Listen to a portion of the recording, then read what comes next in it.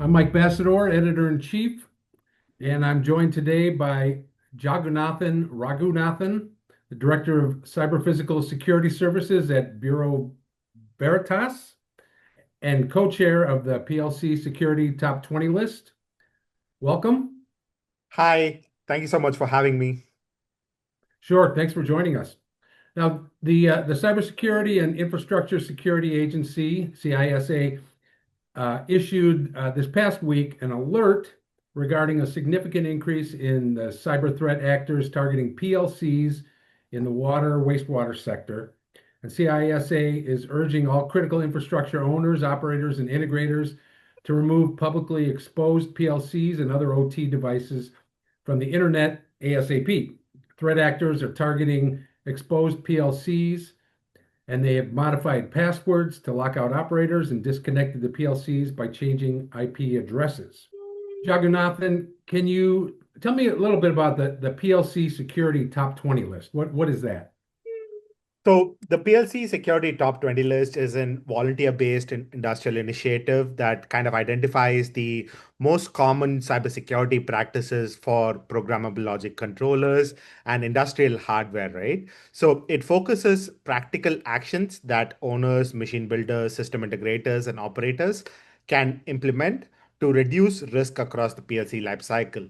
So, where these specific items and key themes can be beneficial is to eliminate direct industrial internet exposure, change default credentials, enforce minimum level of authentication and authorization, secure remote access pathways, maintain certain level of integrity through backup mechanisms that are available for logics and configurations, restrict control level engineering workstation access for key applications that are used in engineering of these hardware, monitor for unauthorized changes, manage the overall firmware and patching of those particular controllers, segment them on industrial networks, and apply these kinds of secure supply chain practices and third party access management practices. So, the recent CISA alert kind of reinforces several of these direct principles directly. Particularly removing of PLCs from the internet, changing of the default passwords, and restricting remote access for only essential personnel. So that way, these privilege concepts are maintained across the PLC's life cycle so that they maintain known good state throughout their entire life cycle. Yeah, I mean, best practices for sure. Yeah, yeah, very great advice. So how did the list come about? I know you and you're part of a trio, right? That kind of heads up the group and created the group. And what is it that the group provides? Who benefits from the list? So it was a group founded initiative. It founded almost 4 to 5 years ago. It came out of a few conferences where people were talking about PLC security and what needs to be done from an engineering perspective, right? And Sure. not enough guidance existed from the standards committees and the typical standards that focus on industrial cybersecurity specific to PLCs, right? So this entire volunteer-driven initiative kind of started from there.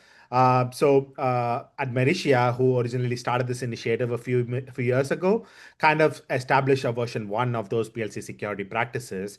And over time, me and John Kingsley, who are currently the co-chairs for this committee, have taken this idea to kind of expand on that in terms of different types of OEMs that can participate in initiatives like this, how practical implementation guidance can be provided using these kinds of standard requirements and how they can be easily applied to the industry as a whole, right? So these can be applied across multiple levels. They can be applied by OEMs themselves before they ship the builds off to their customers, right?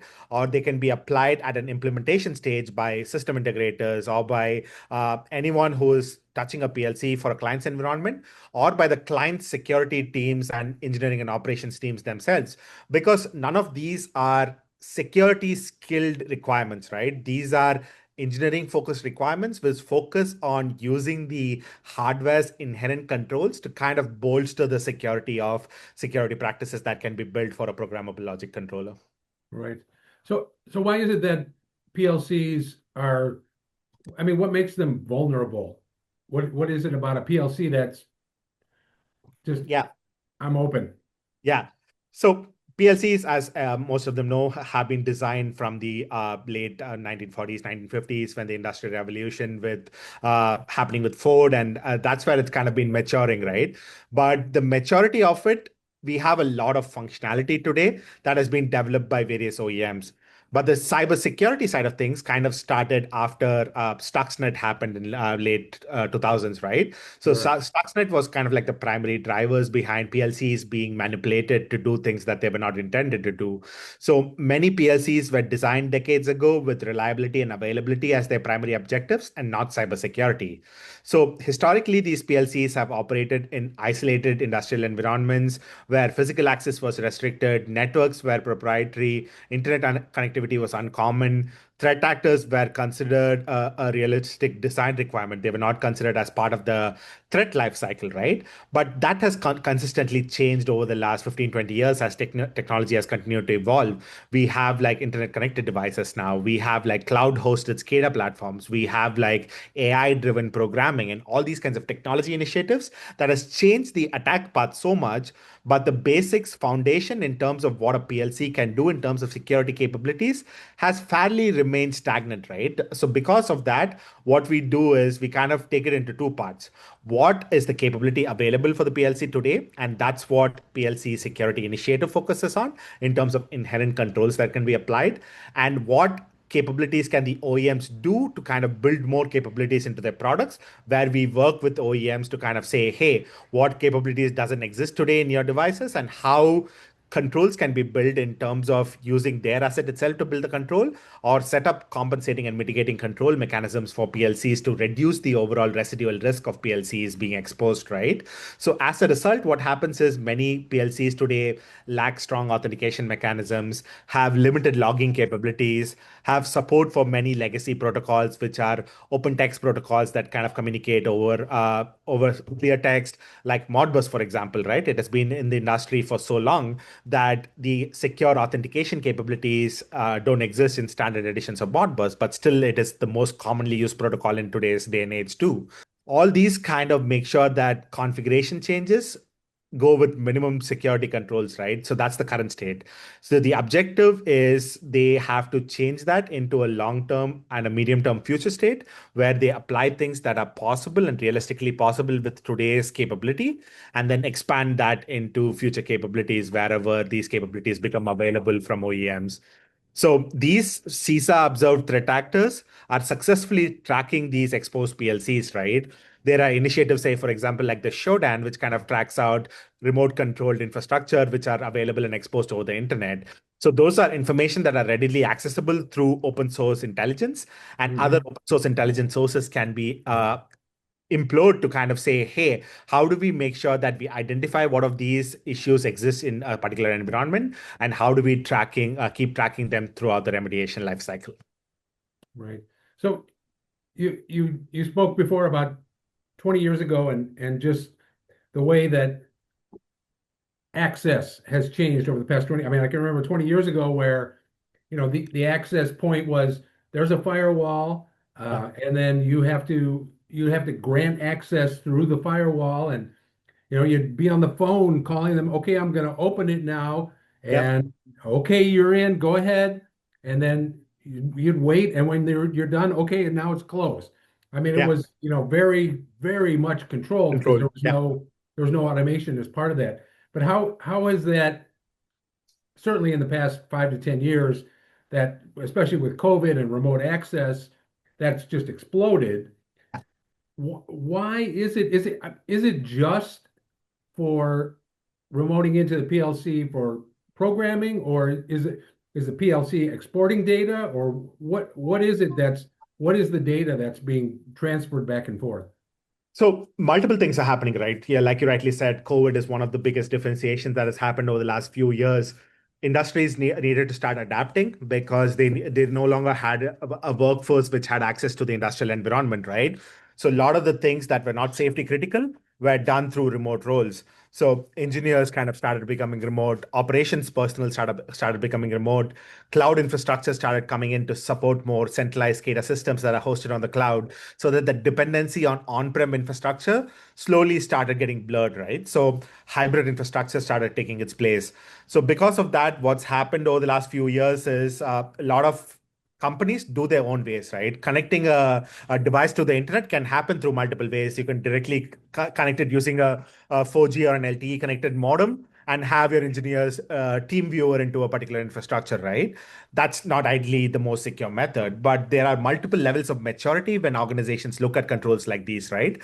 So it depends on how strictly your network is controlled, how many remote access tools you have, how you control telemetry data and things like that. That kind of varies, right? Another couple of use cases that I can think about is telemetry data, right? Today, a lot of logging and monitoring solutions take a lot of this telemetry data Mhm. offsite kind of to process a lot of things, to do historians and those kinds of use cases.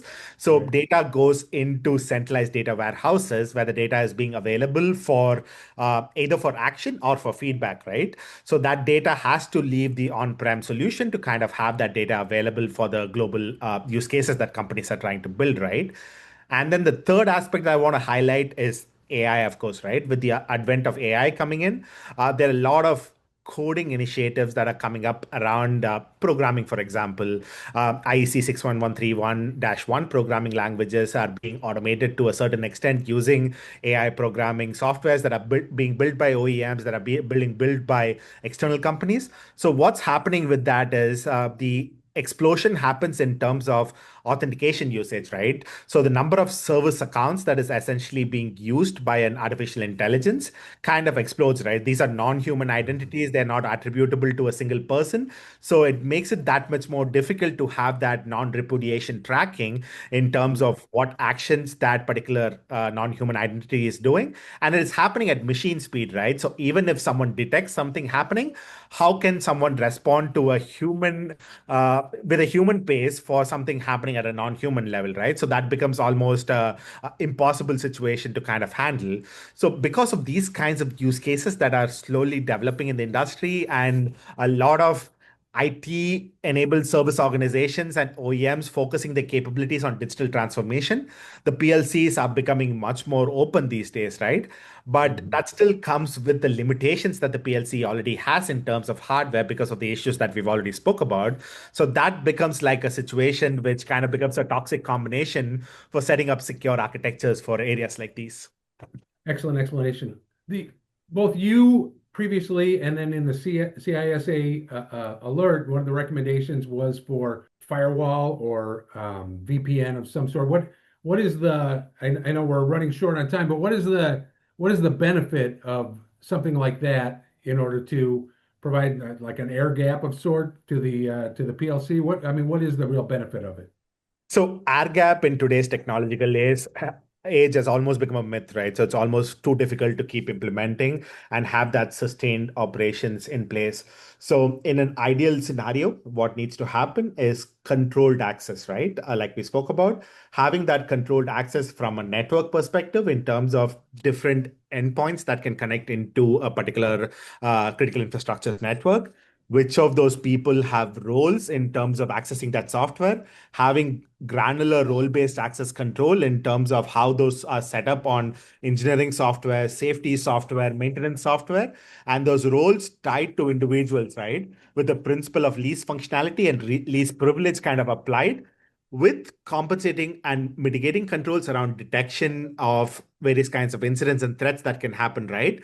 Identification of a baseline in terms of what your PLCs can do, what ports, protocols, and services it can communicate on, and kind of having monitoring use cases set up around it can help set up the detection mechanism using the telemetry, using RFC compatible data sources for the data to be available in centralized data stores so that any deviation from the path of these controllers or the user behaviors can be monitored and appropriate action can be taken, right? And all this is not to say that this becomes a perfect solution, right? There are always going to be gaps in terms of how a solution can be broken. And industry research is always going to be pointing towards new ways that the technology is being used in terms of attacking these kinds of infrastructure, right? But it is a continuous evolving maturity. And we can't stop at any point because the attackers never stop in terms of evolution, right from the 2005 when the first industry specific malware came out to today where there are targeted things that are happening to critical infrastructure. There's a combination of things that are happening, like countries, nation states are focusing on lay of the land attacks, where you can use things that the engineering and operations teams would generally use so that they can evade detection techniques, right? So because of that, a combination of this, not one control, but a combination of these controls would be the best combination to understand based on the risk of your infrastructure, the risk of your functionality being exposed unnecessarily where it's not intended to. What can system integrators and machine builders take away from this alert and maybe a lesson learned? I mean, perhaps the most important lesson learned from the CISA alert is stop delivering internet exposed PLCs, right? If access is required, set up Right. minimum things that are needed from a secured access remote gateway perspective. Provide jump servers or bastion hosts to kind of terminate the access at the perimeter level before someone can access. Set up minimum levels of role based access control in terms of who needs access to it. If there are more sensitive data involved and sensitive processes involved, think about additional controls that can be placed on the wire, right? Like, say, for example, having a VPN set up to kind of ensure that point to point communication happens in a more secure way. And the other area the integrators and machine builders can start thinking about is eliminating default credentials, right? It's not a more difficult solution. Use unique passwords, require passwords to be changed during the commissioning process of a particular PLC, set up document credential ownership of a particular process, have someone own the credentials as part of the organization so that if you're delivering credentials to an organization, there needs to be some accountable party inside the organizations to change it from the default to whatever the organizational policies is, right? And then on the other side, when commissioning happens or you want to fast track timelines, we often employ methods like deploying cellular modems or like having like circumvented methods for the engineers to do things in a fast way, right? But that creates a loophole for most things. So one of the most important findings in the CISA's alert is the prevalence of undocumented cellular connections, right? Because of that, integrators should rely on inventorying of all their remote access control paths, document all the cellular modems and routers as part of the baseline, include them in the cybersecurity assessment, and transfer that documentation to operations so that you know what your baseline of cellular modems in use are, and then you can control them through legitimate methods so that if something happens outside the baseline, that is being triggered using your telemetry and monitoring, right? And then the last part of it, what I want to focus on is design cybersecurity from the start, right? Don't think about cybersecurity right when it goes live, but rather think about through the construction phases, through the issued for construction phases, and through the design phases. Design cybersecurity as the requirement from a start, like how we would do with safety, availability, reliability, and performance, right? Cybersecurity should not be bolted on after commissioning and should not be just a responsibility of operations at the end of it, but it has to be secure through the design life cycle so that it gets handed over in a secure manner to operations. And last but not least is maintain the recovery capability, right? So machine builders should be able to provide last known good PLC backups, should be able to provide restoration procedures, should be able to provide rollback plans, configuration baselines in terms of what they have done before they hand over to a site, right? And appropriate change management documentation, because that's something that's realistically missing from a lot of industries. So CISA specifically recommends maintaining clear PLC images in case operations are locked out after a cyber attack, and maintaining on-site and off-site copies, or having like agreements in terms of with vendors to have escrow agreements so that they maintain your images even after you deploy your software into production. So the bottom line is the lessons learned from CISA's water sector alert is that PLCs are not inherently secure. The lesson is PLCs designed for isolated industrial environments have become high-risk assets when connected to the internet and connected to other technological advancements that we have today. So organizations gained significant operational benefits from remote connectivity during the COVID time, but have failed to implement security architectures consistently, right? So follow best practices, apply the modern approach to retain the business benefits of remote access with introduction of safe and secure methods, considering gateways, VPN, segmentations, authentication, monitoring, and lifecycle security controls, consistent with initiatives like the PLC Top 20 practices and other benchmarks that are available today.